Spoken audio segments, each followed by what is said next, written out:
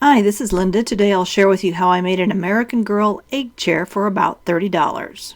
Here is American Girl Julie's chair. You can buy it for $100 from the store, or you can spend a few dollars and make your own using recycled things, fabric you might have in your house, and a few purchased items. Here is the egg chair we made for $30. I wanted to make this chair cheaply. I used a punch balloon that I found at Dollar Tree in the toy aisle. I used 2 oatmeal containers, one for the chair base and one for the ottoman. You'll need 2 rolls of 8-inch wide plaster cloth. I started with 1 roll of 4-inch wide and ran out before the end of 1 coat. So get 2 8-inch packages and you won't have the problems I did. Use a shallow container for water to wet down the plaster cloth. Use a container you can throw away like a paint liner. You don't want this excess water and plaster to clog up your drains, and be sure to follow the directions on the package. You'll need a tall can of spray paint, a utility knife with a fresh blade, a ruler, and a Sharpie or pen. You will need cardboard, foam board, or styrofoam. I recycled cardboard from the inserts of a recent blanket purchase. You'll also need an 18-inch dowel to determine the size of the balloon in the opening. And now on to getting our structure ready. I cut about 1.5 inches off the top of an oatmeal container for the chair base. Then I used the doll to help determine the correct balloon size. I placed her on top of some napkins to mimic the oatmeal base. And now I'm ready to cut plaster and start coating the balloon. You'll want to cut the strips about 3 inches long.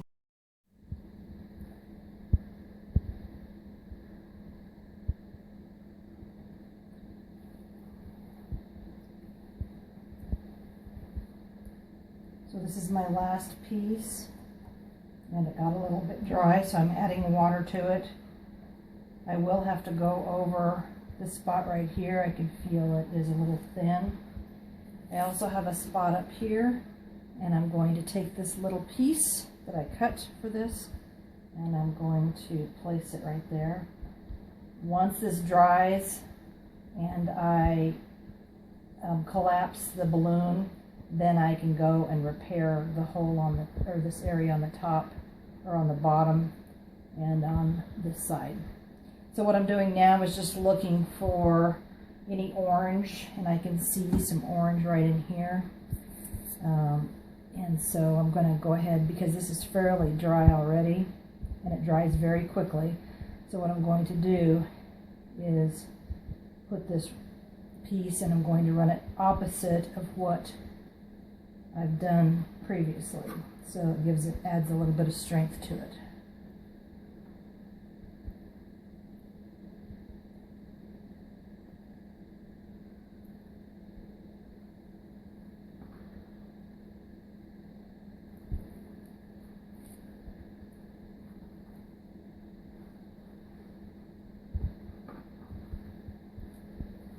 And I will be sanding once I'm done, if everything holds up when I collapse the balloon. Here you see the first coat of plaster cloth is done. It will dry overnight, and the second coat will go on the next day. The next thing I did was coat the base with plaster paper.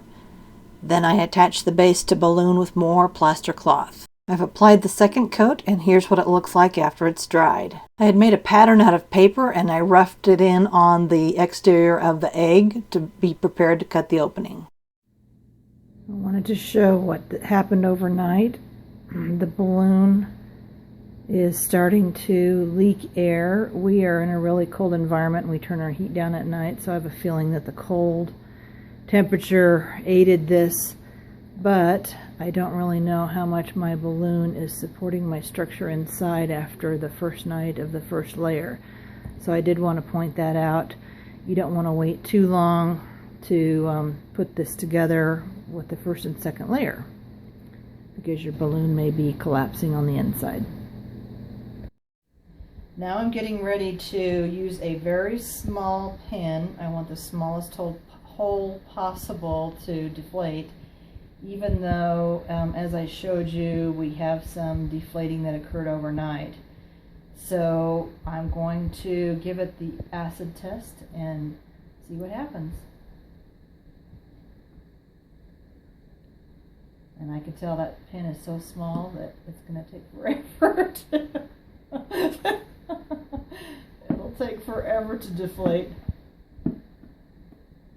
I should go get an awl to or a pair of scissors.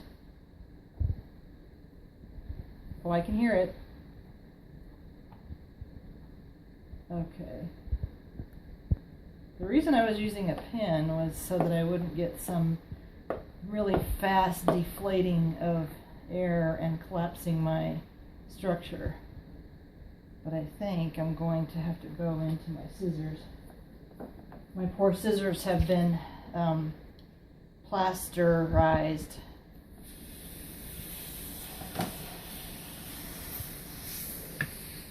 Oh, and I can feel it releasing from the bottom of the plaster down here. I just showed it.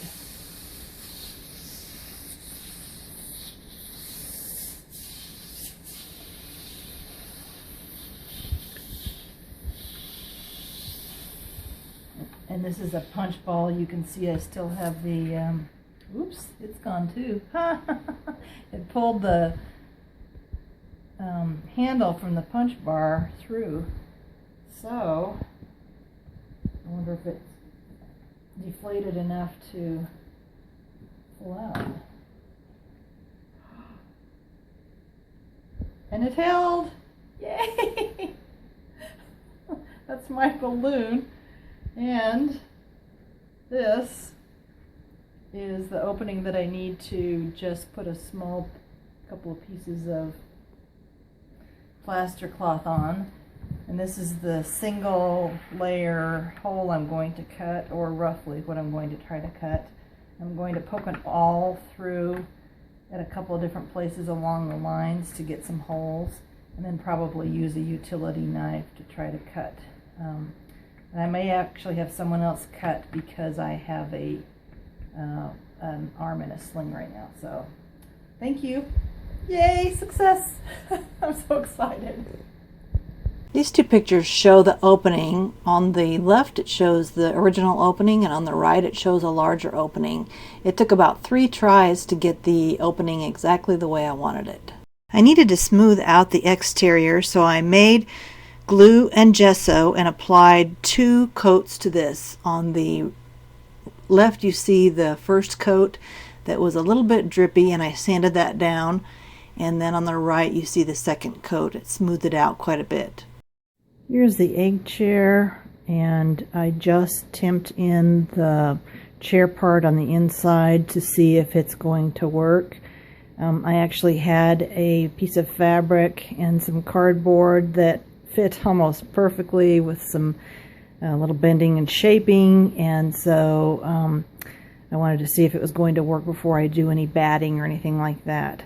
And what I decided to do is I painted it a high gloss white, and after it was done I decided there was no way I'm going to be able to cover the imperfections of the plaster cloth, so I dug out 2 cans of glitter paint that I had used on a stage project for a Christmas production.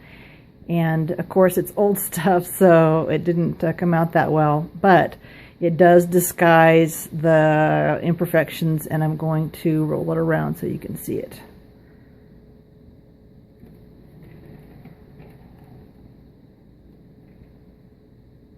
So you can see, and I did have some clogging and some dripping, so basically it's probably going to stay with the drips because I don't want to spend more money to get another can. My can's kind of clogged up on me and ran out, so I think this is going to be the chair itself, and then I still have the ottoman and the speakers to go, but that shouldn't take too long because I also painted those white. Here's a pictorial of how I contoured the back and seat of the inside chair. I cut more of the cardboard to piece the shape together. Then I shaped the edges of the pieces so they would fit and glued everything together. Here is the fabric I used. It was supposed to be a mattress for a doll bed, but it was too small, so I used it for this project. The ottoman is an oatmeal container which is cut down to the right height for the doll's feet. I'm using a roll of toilet paper cut in 4s for the legs, and I'm leaving the opening on top so I can place an MP3 player and speakers inside. And I did opt to put in an unused iPod Touch rather than the MP3 player and speakers. Here is our $30 one-of-a-kind egg chair. Grace is taking a break. And we pulled the ottoman off, and we're just going to rotate this around so she can swivel. So she can either have her feet up in the chair or she can swivel back and forth depending on what she's in the mood for. So this chair with some recycled and purchased goods cost $30. And it was a lot of work, but it was a good challenge. Thanks for watching.